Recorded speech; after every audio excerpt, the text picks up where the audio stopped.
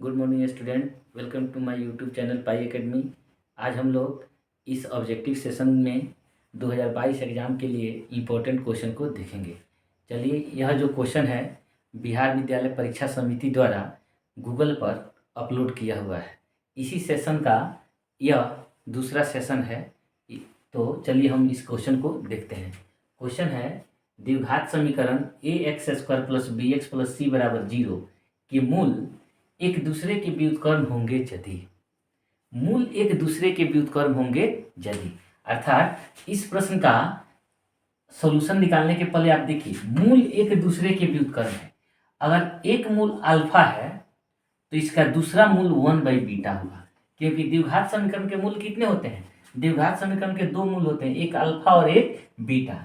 तो कहा जा रहा है कि एक मूल दूसरे मूल का क्या है? व्युत्क्रम है। अर्थात अल्फा इज इक्वल टू 1/बीटा। तो इसे सोल्व करें, alpha into beta is equal to क्या हो जाएगा? 1।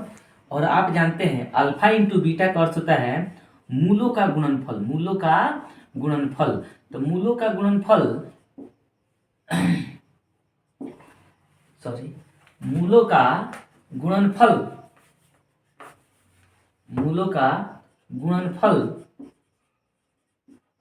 बराबर 1। तो मूलों का गुणनफल, या इसको इसे रुकिए, मूलों का गुणनफल अल्फा इंटू बीटा बराबर 1। तो अल्फा इंटू बीटा बराबर होता है c/a। क्या होता है जी? c/a। तो हम अल्फा इंटू बीटा को क्या लिखेंगे? c/a is equal to 1। तो अगर हम इसे सोल्व करें तो c इज इक्वल टू क्या होगा? a। अर्थात a is equal to c कहिए या c is equal to a कहिए। तो ऑप्शन में हम चेक करेंगे तो b बराबर c नहीं, c बराबर a या a बराबर c। ऑप्शन नंबर क्या होगा जी? b सही होगा। a बराबर b नहीं होगा, इसमें से कोई नहीं, ये भी नहीं होगा।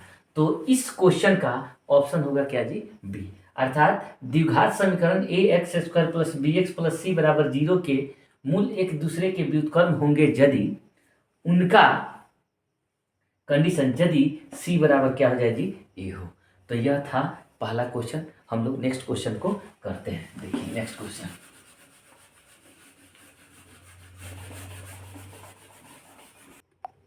है, समांतर श्रेणी 1/2 1 3/2 2 डॉट डॉट का 15वां पद है। तो सबसे पहले इस समांतर श्रेणी का 15वां पद निकालने के लिए हम पहले क्या प्राप्त करेंगे? a और d। तो a इज इक्वल टू क्या है? 1/2। d इज इक्वल टू क्या है बाबू? d is equal to 1 - 1/2। तो रिजल्ट क्या होगा? एलसीएम 2 होगा और 2 - 1 इज इक्वल टू 1/2। d क्या निकल जाएगा? 1/2। तो आप फॉर्मूला जानते हैं, an बराबर क्या होता है? a plus n minus 1 into d. तो a15 15वां को क्या लिखेंगे? a15 is equal to a 1/2 plus n 15 minus 1 d मतलब 1/2। हल करेंगे तो 1/2 प्लस 14/2। एलसीएम लेंगे अगर दोनों का तो 2 1 प्लस 14 रिजल्ट कितना आएगा जी? 15/2। तो इसका ऑप्शन देखो तो कहीं है 15/2, तो इसका 15वां पद होगा 15/2, ऑप्शन नंबर बी। तो ये था मेरा दूसरा क्वेश्चन। चलिए हम लोग फिर नेक्स्ट क्वेश्चन को देखते हैं। तो नेक्स्ट क्वेश्चन को हम लोग, निम्नलिखित में कौन सा समानांतर श्रेणी में नहीं है? पहले प्रश्न आया था समानांतर श्रेणी में है तो उसका 15वां पद निकालिए। अब आ रहा है कि कौन सा समानांतर श्रेणी में नहीं है? तो समानांतर श्रेणी में होगा यदि उनके लगातार दो पदों का अंतर क्या हो? समान हो। लेकिन समानांतर श्रेणी में नहीं होगा यदि उनके लगातार दो पदों का अंतर बराबर नहीं हो। तो देखिए, इस प्रश्न को हम चेक करेंगे कि जो आपको सीरीज दी हुई है, दिया गया है, ये जो प्रोग्रेशन दिया हुआ है, इस प्रोग्रेशन में कौन एपी में है? एपी में होगा उसे हमको लेने की जरूरत नहीं है। जो एपी में नहीं है उससे हमको क्या करना होगा जी? चूज करना होगा। तो सबसे पहला चेक करते हैं, 5 4 होल 1/2 4 3 होल 1/2 डॉट डॉट। तो हमारा दो ही टर्म से पता चल जाएगा, 5 9/2 4 7/2 डॉट डॉट। तो पहले हम डी निकालेंगे, 9/2 माइनस 5। तो इसका एलसीएम होगा 2, 9 माइनस 10 माइनस 1/2। अब इस दो का अंतर निकालेंगे, 4 - 9/2। एलसीएम लीजिएगा तो 2 और 4 2 या 8 माइनस 9 -1/2। तो आप क्या देखिए दोनों टर्म क्या हुआ बराबर हुआ, तो यह एपी में है। यह किस में है जी? एपी में है, लेकिन एपी में नहीं वाले को लिखना है, तो यह क्या हो जाएगा जी? यह जो प्रोग्रेशन है उसे हम लोग रॉन्ग कर देंगे। बी वाले को चेक करेंगे। बी है -1, -5/6, -2/3, -1/2। तो किसी दो का हम लोग क्या कर लेंगे जी? अंतर निकाल लेंगे।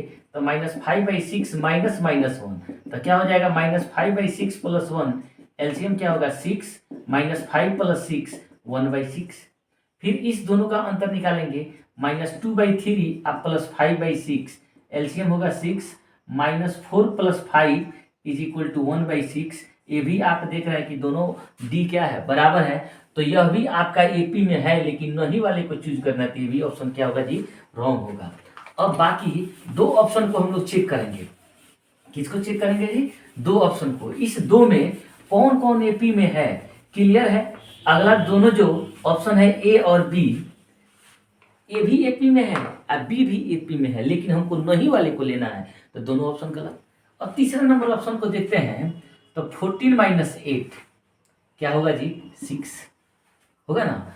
20 - 14, तो इसका भी अंतर क्या होगा? 6 होगा ना। तो आप देख रहे हैं कि इस दोनों का अंतर, इस दोनों का अंतर, इस दोनों का भी अंतर क्या हो जाएगा जी? 26 - 20 = 6। ये दोनों तो बराबर आया ना, तो ये भी एपी में है, लेकिन हमको नहीं लेना है, तो ये भी ऑप्शन क्या हो जाएगा जी? गलत हो जाएगा। अब 4 ऑप्शन में 3 ऑप्शन गलत है, तो डी ही ना ऑप्शन सही होगा। सही क्यों ना होगा? देखिए इसका डिफरेंस 10 - 4 = 6, 15 - 10 = 5, 20 - 15 = 5।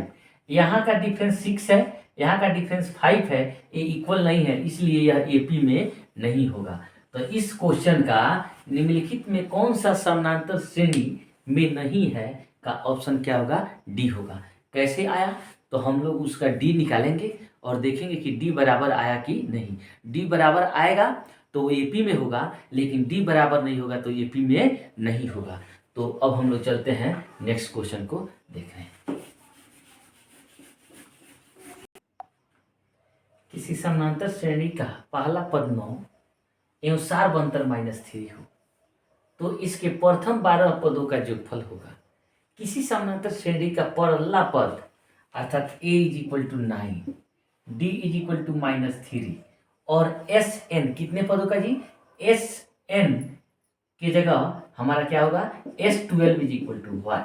तो फॉर्मूला आप जानते हैं, Sn बराबर n/2 × 2a + n-1 × d होता है ना जी। तो n 12/2 × 2 × 9 + 12 - 1, d की जगह कितना लिख देंगे? -3। अब इसे सोल्व किया जाए तो 6 × 18 + 11 × -3। अब इसे हम सोल्व करें तो क्या लिखेंगे? 6 × 18 - 33। तो हम इसे सब्ट्रैक्ट करेंगे तो 6 गुना, एक प्लस है और ये माइनस है तो माइनस। अब यहाँ घटाएंगे 33 में से 18, तो 33 में से 18 को घटाएंगे तो देखिए 13 में से 8 गया 5, यहाँ बचेगा 2, 2 में से 1 गया 1, तो यहाँ तो बाबू माइनस हुआ ना, प्लस गुना माइनस माइनस, 15 छके 90। तो हम गुना करेंगे तो यहाँ से क्या होगा? 15 छके क्या होगा जी? 90 -90 होगा। तो ऑप्शन में हम देखते हैं 78 नहीं, +90 नहीं, -90 सी में है और डी में -78 है जो नहीं होगा। तो यह ऑप्शन नंबर किस में चूज किया जी? सी में। तो इस क्वेश्चन का ऑप्शन क्या होगा? सी बराबर -90। तो इस तरह किसी भी ऑब्जेक्टिव क्वेश्चन को आप पहले रोकिएगा और उस प्रश्न को आप खुद सोल्व कीजिएगा। सोल्व करने के बाद आप अपने से ऑप्शन को टिक कीजिएगा।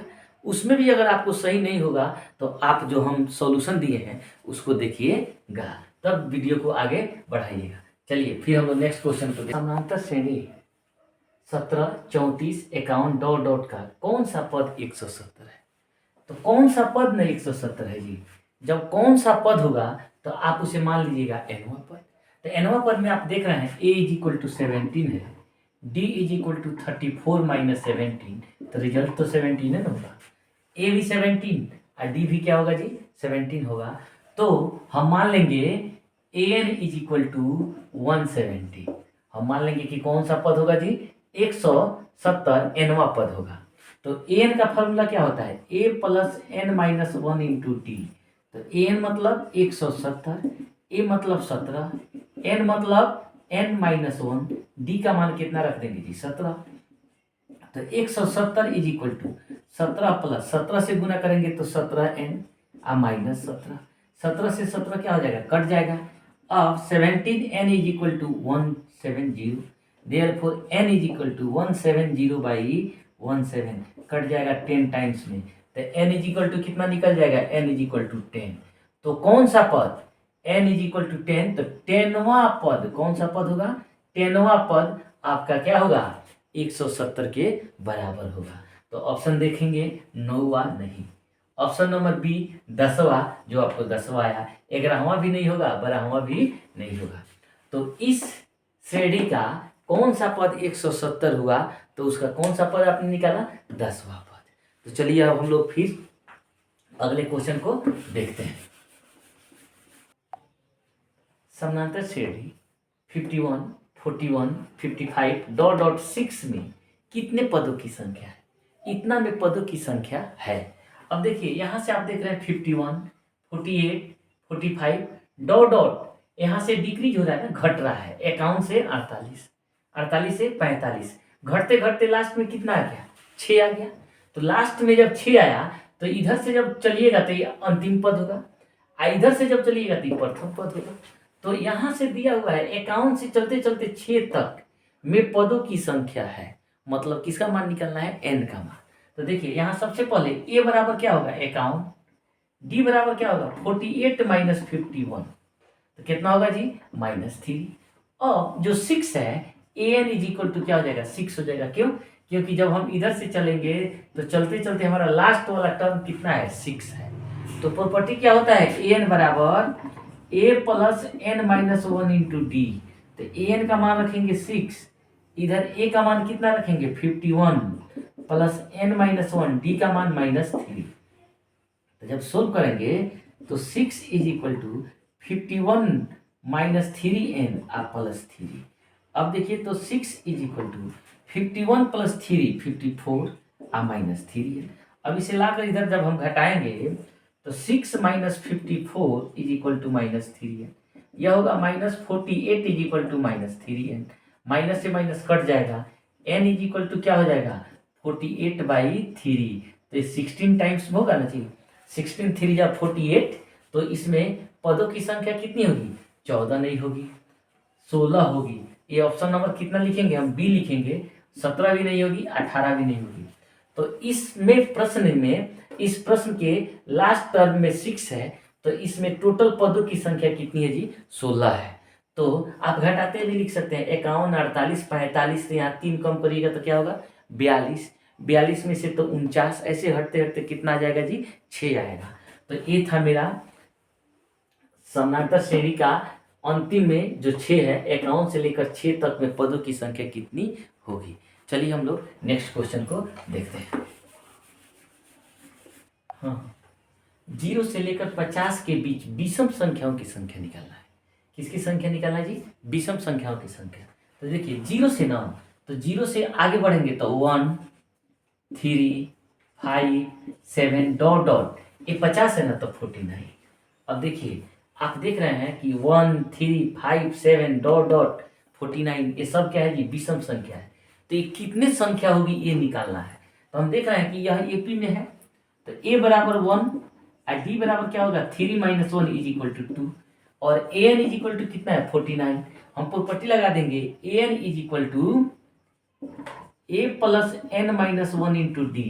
तो an मतलब 49 is equal to a 1 plus n रहने देंगे, n माइनस 1, डी का मान कितना, 2। तो 49 is equal to 1 plus 2n minus 2, तो क्या हो जाएगा, 49 इज इक्वल टू 1 प्लस, तो यहाँ पहले हम 2n को लिख देते हैं और 1 माइनस 2 माइनस 1 हो जाएगा, 1 को इधर लाते हैं तो 2n is equal to 1 plus 49, तो 2n इज इक्वल टू क्या हो जाएगा, 50। देयरफॉर n बराबर हो जाएगा 50/2, कट के कितना हो जाएगा, 25। तो n का मान कितना हो गया 25। दैट्स मीन्स 0 से लेकर 50 के बीच विषम संख्याओं की कुल संख्या कितनी होगी जी 25 होगी। तो यह था मेरा ऑब्जेक्टिव क्वेश्चन 0 से लेकर 50 के बीच की विषम संख्याओं की संख्या। अब हम लोग चलते हैं नेक्स्ट क्वेश्चन में। नेक्स्ट क्वेश्चन क्या है, समकोण त्रिभुज एबीसी में कोण B is equal to 90 degree, A B बराबर 15 सेंटीमीटर, बी सी बराबर 1 सेंटीमीटर तथा ए सी बराबर 4 सेंटीमीटर, तो 10 ए बराबर होगा। मतलब 10 ए का मान निकालना है। तो सबसे पहले समकोण त्रिभुज बनाइए। समकोण त्रिभुज में जो कह रहा है उसका नाम दे दीजिए। सबसे पहले दे रहा है कि बी कितना है जी 90 डिग्री, तो बी यह होगा। अब निर्भर करता है आप ए यहाँ दीजिए या यहाँ दीजिए। तो अगर ए यहाँ देंगे तो सी यहाँ आएगा, अगर ए यहाँ देंगे तो सी यहाँ आएगा। तो साइक्लिक में हम लोग चलते हैं तो ए बी सी सिंपल तरीके से होगा। कोण बी हमारा 90 डिग्री है। उसके बाद कहा जा रहा है ए बी बराबर √15, क्लियर। बी सी बराबर 1, ए बी 1 सेंटीमीटर है, ए 15 सेंटीमीटर है और यहाँ ए सी 4 सेंटीमीटर है। तो 10 ए, तो 10 ए यह ना होगा जी। तो 10 ए का मान किसके बराबर हो जाएगा 10 ए बराबर B C by A B होगा कि नहीं। तो बी सी का मान कितना है 1, ए बी का मान कितना है √15। तो 10 ए का मान हो गया 1/√15। ऑप्शन में देखिए तो √15/4 गलत, √15/1 ये भी गलत, यह है 1/√15। तो ऑप्शन नंबर सी आपका क्या होगा जी सही होगा। ये भी ऑप्शन क्या होगा गलत होगा। तो कभी भी समकोण त्रिभुज से रिलेटेड प्रश्न आएंगे तो उसके रिस्पेक्ट में हम एक समकोण त्रिभुज बनाएंगे और वहाँ जो भुजा का मान दिया होगा लिखेंगे और जब जिसका मान कहे निकालने के लिए फॉर्मूला हम लगा देंगे। फॉर्मूला में आप लोग सब जानते हैं कि साइन थीटा बराबर p/h, कोस थीटा बराबर b/h, टेन थीटा बराबर p/p। अब इसी का अपोजिट हम कर देते हैं तो कोसेक थीटा बराबर हो जाता है h/p और सेक थीटा बराबर हो जाता है h/b और कॉट थीटा बराबर हो जाता है b/p। इस फॉर्मूला को आप जरूर याद रखे रहिएगा, इसी से आपका जितना प्रश्न होगा वो बनेगा। तो चलिए हम लोग नेक्स्ट क्वेश्चन को देखते हैं। देखिए कोसेक फाई बराबर के है तो k/1 कर देंगे। अभी जस्ट लिखा था फॉर्मूला कोसेक थीटा बराबर h/p होता है ना जी। तो h का मान यहाँ k हो गया, p का मान क्या हो गया p = 1 हो गया। तो हमको निकालना किसका मान होगा b का। तो b बराबर क्या होता है √h² - p² होता है ना जी।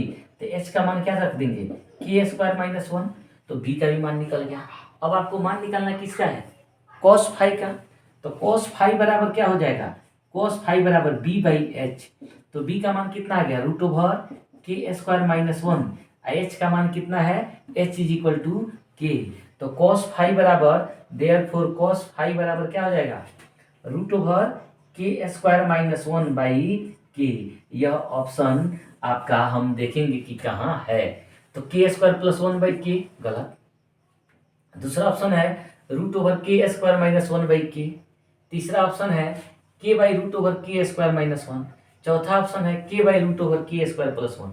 तो हमारा तीसरा बी नंबर ऑप्शन क्या होगा सही होगा, बाकी 3 ऑप्शन गलत होगा। तो चलिए हम लोग नेक्स्ट क्वेश्चन में चलते हैं।